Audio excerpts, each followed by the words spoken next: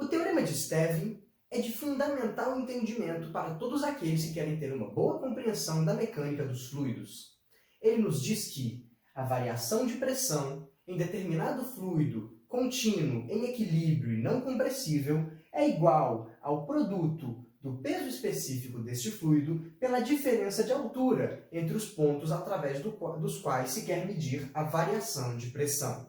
Hoje veremos como saímos da noção mais intuitiva de pressão, o conceito mais geral de pressão, ou seja, que pressão é uma força sobre uma área, e chegamos até o conceito mais elaborado de variação de pressão no entendimento do teorema de Stevin. Ou seja, hoje realizaremos uma demonstração da dedução entre o conceito mais genérico de pressão até o conceito do teorema de Stevin.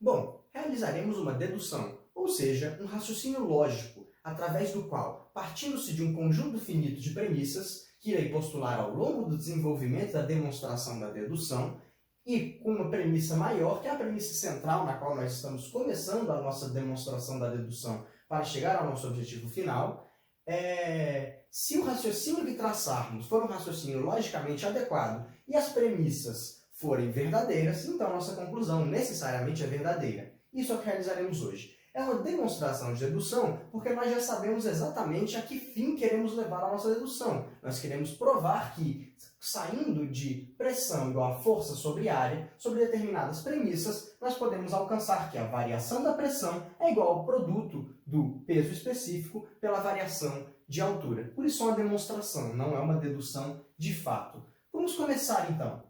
Pressão é igual a força sobre área. Esse é o conceito mais intuitivo de pressão. Mais intuitivo eu digo porque é o mais facilmente visualizável no seu cotidiano. Quando você fala que algo está sofrendo muita pressão, significa que você tem uma grande força aplicada sobre a área de contato daquele algo, certo? Então esse aqui é a noção mais intuitiva de pressão. E também a mais genérica. Você pode ver que ela é mais genérica porque através dela nós podemos alcançar diferentes tipos específicos de pressão, como a pressão em fluidos, que vamos alcançar aqui antes de chegar especificamente ao teorema de Stevin, que fala da diferença de pressão em fluidos, né?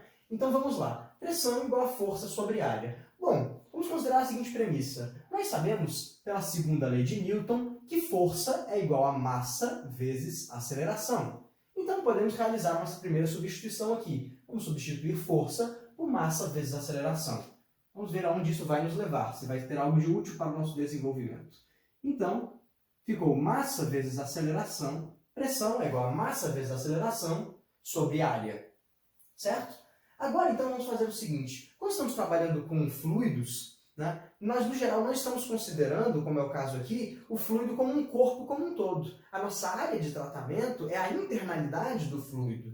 Né? Então, nós não estamos interessados na massa do fluido como um todo. Se nós estivermos tratando, por exemplo, de um prisma qualquer, como esse cilindro aqui, e o fluido dentro dele, nós queremos alcançar o teorema de Stevin nesse cilindro, não nos interessa muito a massa como um todo desse cilindro, mas, na verdade, a massa que vai se relacionar com os pontos nos quais nós queremos trabalhar a pressão, ou seja, a diferença de pressão. O que eu quero dizer com isso? É mais adequado substituirmos essa massa total por algo como a densidade. Porque aí nós podemos trabalhar com a densidade, se nós multiplicarmos ela pela altura, por exemplo, nós poderemos trabalhar a massa em específico de uma molécula aqui nesse ponto A, a massa em específico que está atuando sobre essa molécula no ponto A. São as moléculas logo acima, ou seja, a densidade multiplicada por essa altura aqui. Então vamos tentar transformar essa massa para a densidade. Partamos da premissa de que a densidade de um fluido, densidade de qualquer coisa, na verdade, é igual a massa sobre o volume. Aqui nós temos a massa. Então agora vamos operar essa fórmula aqui de maneira a deixar a massa excluída. Então vamos passar o volume que está aqui dividindo para lá multiplicando. Vai ficar que a massa é igual à densidade multiplicada pelo volume. Então agora podemos substituir, agora sim temos algo útil para esse nosso tratamento interno que nós queremos ter do fluido, né?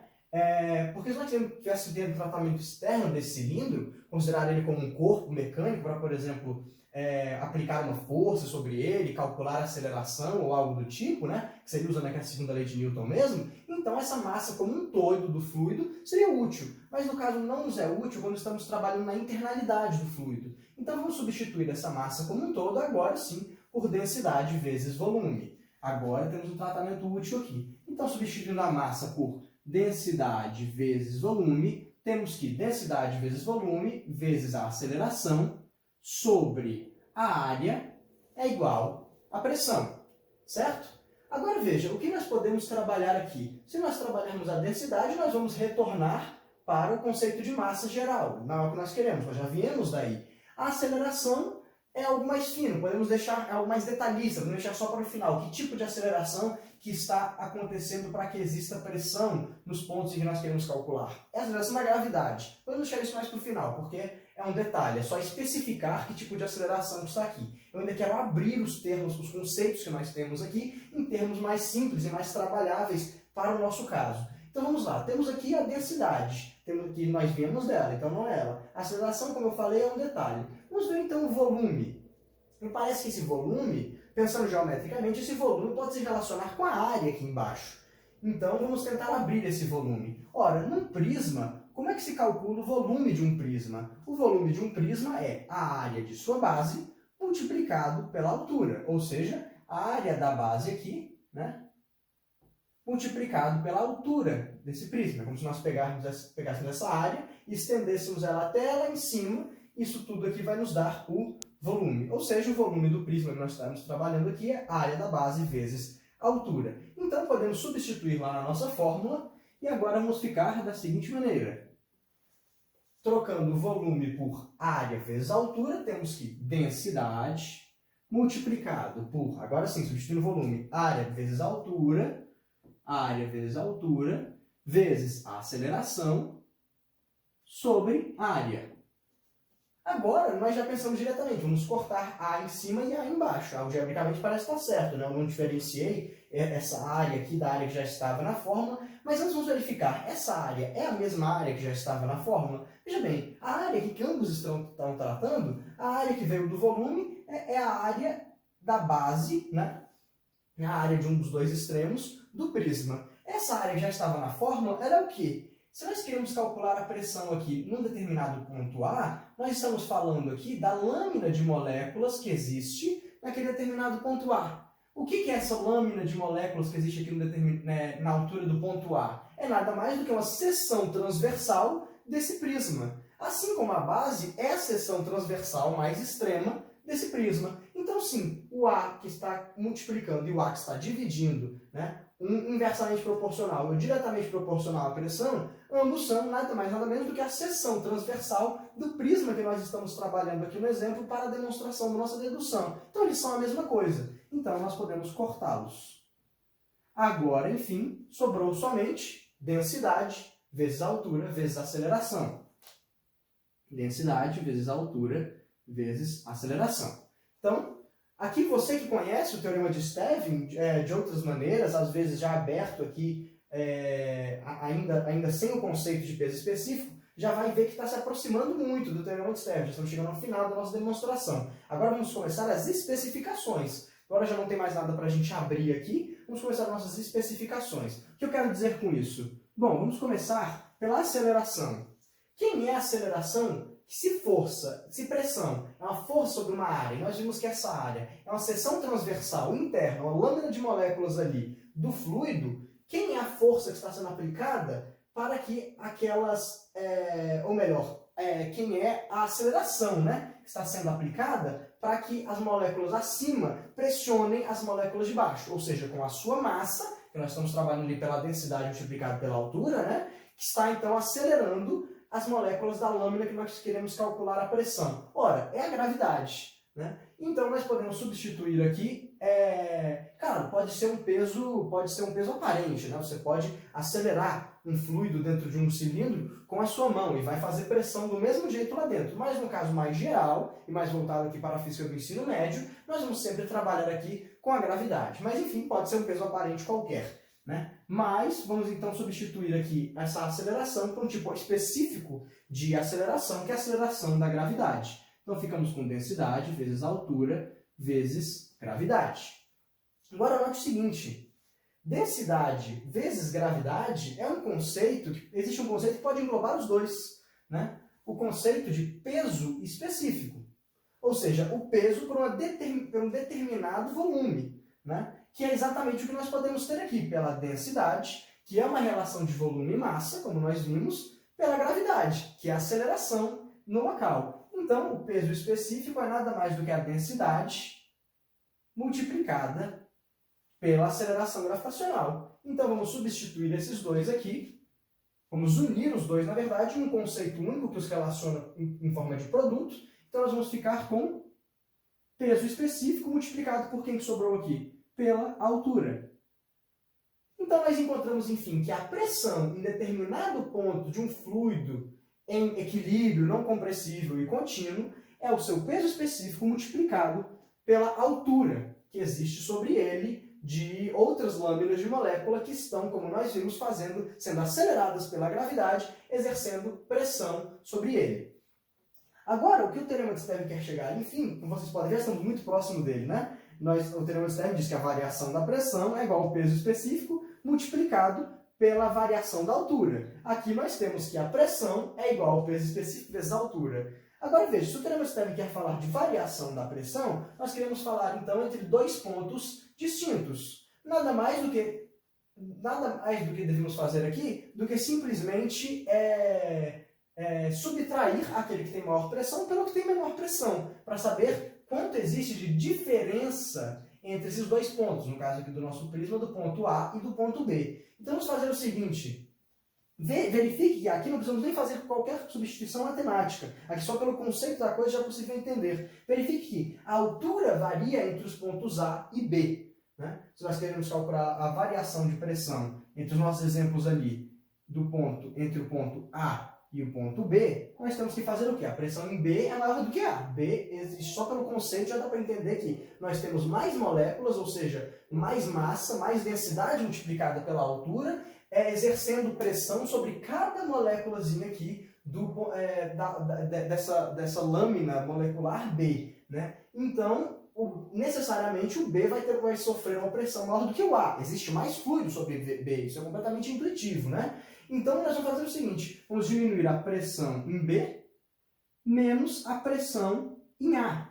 E nós temos que calcular a pressão no ponto B ou no ponto A é o peso específico multiplicado pela altura. Note agora que o peso específico dos dois é o mesmo, porque aqui nós estamos trabalhando com o mesmo fluido, contínuo, em equilíbrio, não compressível, que é muito importante aqui, que esse fluido fosse compressível, a densidade dele ia alterar ao longo da sua distribuição aqui no nosso prisma, no nosso cilindro, né? Então ele ia ficar mais denso no fundo e menos denso na superfície. Mas isso não acontece aqui. Aqui o nosso fluido está distribuído de maneira equitativa, equalitária ao longo de todo o prisma, de baixo a cima, onde tem mais pressão, onde tem menos pressão. Então, o nosso peso específico é o mesmo ao longo de todo o fluido. Então, o que varia? Somente a altura. Então, o que varia para calcular a pressão entre o ponto A e o ponto B é a altura existente entre o ponto A e o ponto B. Ora, e se não existir variação de altura? Se nós colocarmos simplesmente um ponto aqui, o ponto A e o ponto A', que está na mesma lâmina molecular ali de A, a pressão nos dois será a mesma, certo? Não existirá variação dessa pressão. A pressão nos dois poderá ser calculada exatamente da mesma maneira. A altura de fluido sobre os dois é a mesma e o peso específico ali, como nós já vimos, é o mesmo em todo esse fluido. Então, eles sofrerão a mesma pressão. Agora, para o ponto A e o ponto B, que estão em níveis diferentes do nosso cilindro, ou seja, eles têm uma altura distinta de fluido sobre eles então vão ter que ser calculados dessa maneira, ou seja, a subtração do que sofre mais pressão, como nós já vimos, é intuitivo saber que o B que está mais embaixo sofre mais pressão, porque há mais fluido sobre ele, né? Então do B menos o A, para calcular a variação. Como nós vimos, porém, o peso específico de ambos é o mesmo. Então, a única coisa que varia entre eles para calcular a variação de pressão nessa altura entre A e B é nada mais do que diretamente proporcional, certo? É diretamente proporcional à variação de altura. Então, para fazer a nossa fórmula final, para, enfim, chegarmos ao teorema de Stevin, nós consideramos, então, que a variação de pressão entre dois pontos em determinado fluido em equilíbrio não compressível e contínuo é igual ao peso específico desses fluidos, como nós vimos, né, os dois têm o mesmo, multiplicado, ou seja, em produto, com a distinção, com a variação, com a subtração, certo? Da altura entre eles. Ou seja, esse espaço existente aqui no eixo Y entre o ponto A e o ponto B. Enfim, chegamos então ao teorema de Stevin. Saímos do conceito mais intuitivo, mais genérico de pressão, que pressão é uma força sobre área, e através de nosso raciocínio com essas premissas da segunda lei de Newton, da força, da densidade, né? E a nossa operação aqui da fórmula da densidade, e do conceito de volume de um prisma, e do conceito de peso específico, com essas premissas aqui e com esse raciocínio matemático, nós partimos da noção mais intuitiva e genérica de pressão e chegamos a essa noção um pouco mais elaborada, um pouco mais complexa e extremamente útil, né, do teorema de Stevin, de que a variação da pressão em um fluido não compressível em equilíbrio e estático é igual ao produto do peso específico pela diferença de altura entre os pontos através dos quais se quer calcular a diferença de pressão. Antes de terminarmos, uma consideração interessante, um pouco extra nesse vídeo, porque o vídeo de hoje tem um caráter mais matemático, né? Mas uma consideração mais interessante é você compreender conceitualmente o seguinte. Veja aqui, como a pressão, o cálculo da pressão em um fluido é dado pelo peso específico multiplicado pela altura, não importa se nós estamos falando, por exemplo, de um lago gigantesco inteiro, muito profundo, e esse lago nós queremos calcular a pressão sobre um determinado ponto de água a 1 metro de profundidade. E agora nós estamos falando aqui em um cano bem fino de água, muito pequeno comparado ao lago, mas esse cano também tem 1 metro de profundidade.